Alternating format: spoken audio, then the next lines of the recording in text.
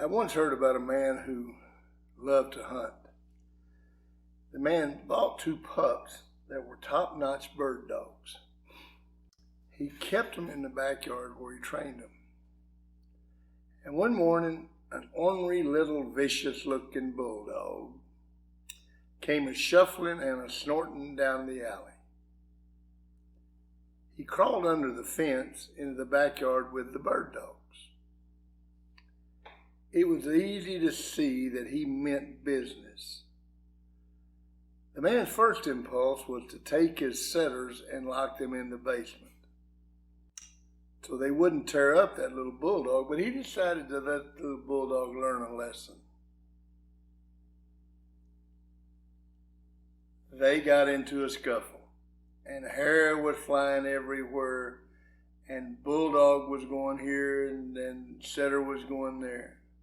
There were growls and yips as the bulldog hair flew everywhere. The little critter finally had enough, so he squeezed under the fence and took off. All the rest of the day, he whined and licked his sores.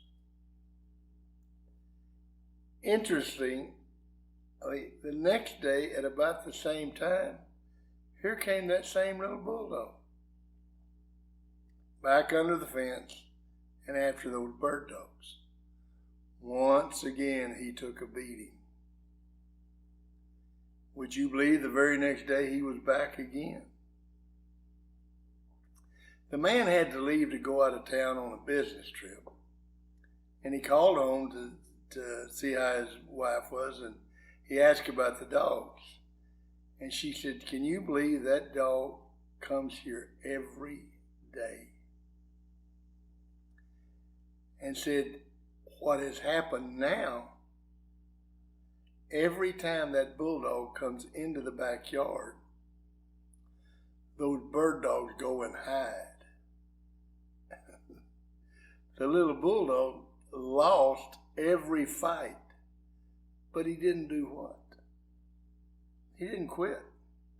He just kept coming back. See, what's going to happen to you? You're going to win every battle. Every day going to be a good day. You're going to win today. Everything's going to be happy today. They taught us this quote when I graduated from high school and went to work for the Southwestern Bible Company, selling books door to door. And they told us that the key to it was to go to 30 doors a day. And if you did that you'd be successful and you'd bring home money, which I was in dire need of in order to go to school. Well, there was one day, really at the very beginning of the summer, and I had been to 28 houses. That's right, I counted them. 28.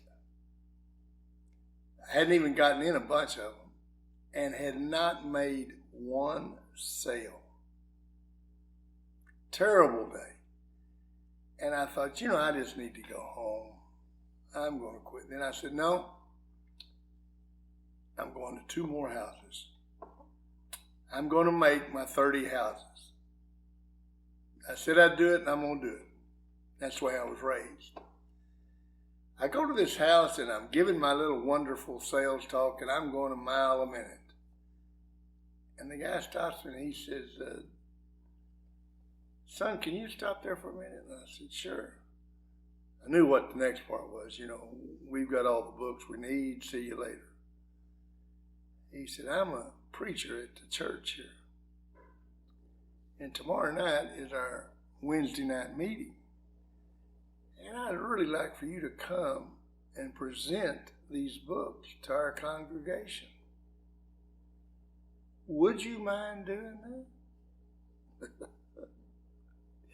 Would you mind doing that? Persistence. See, had I quit at 28, never would have made it. The next night, I set the record for a first-year salesman for one day. I went to that church, and with a captive audience and the preacher supporting me, It's amazing how many people ordered those books. Because of what? My great self-talk, my good looks? Nah. 28 houses. I went to number 29. What'd the Bulldog do? Bulldog got beat up 28 times. He quit. Kept coming back. Kept coming back. You're going to lose. You may lose 28 things today. You quit? Nah. Come back for 29.